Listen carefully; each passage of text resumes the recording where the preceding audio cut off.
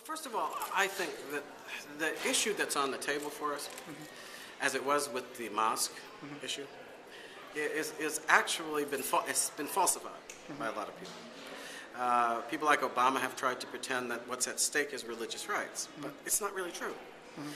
No one questions the right of people of different faiths and backgrounds and beliefs to have places of worship that correspond to their belief. And that's not what's going on at Ground Zero. The objection at Ground Zero, the one that's true and telling, is that you're dealing with folks who have been pretty open about their associations with the terrorists who are seeking to destroy our country.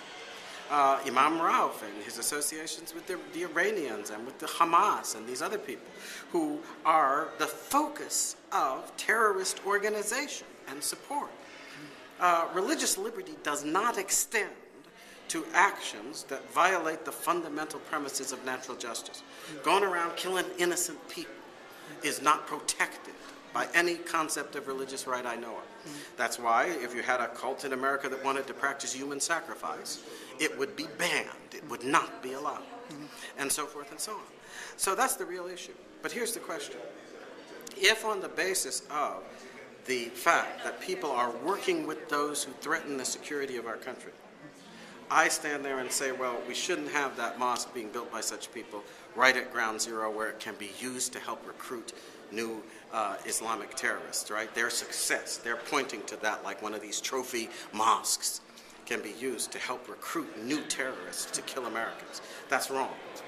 Well, by the same token, we have General Petraeus, I think, accurately portraying what would be the effect of the book burning. We have others pointing to what is the real effect that you will create and stir up and provoke in the Islamic world, emotions that can then be exploited by the recruiters of terrorism to bring further harm to the United States. On the same grounds that I oppose the mosque, I oppose the book burning.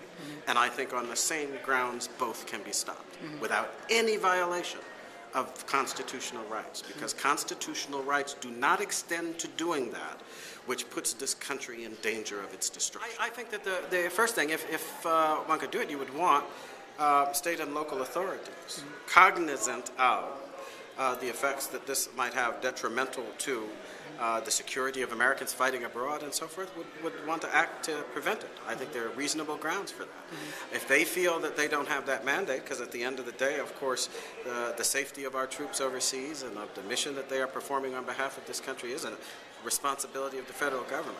And this is one of those cases where I think on proper grounds of real concern for the integrity of our country's national security and acts that might exacerbate the threats to the United States, you could intervene to stop it. And I do not believe, any more than I believe that religious liberty can be argued as a grounds for allowing people to do things that can directly harm the lives and security of people in this country. I don't believe that actions that would otherwise constitute free speech can be allowed to do so either.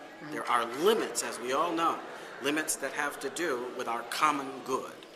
And in the exercise of all of our rights, we have to respect those limits.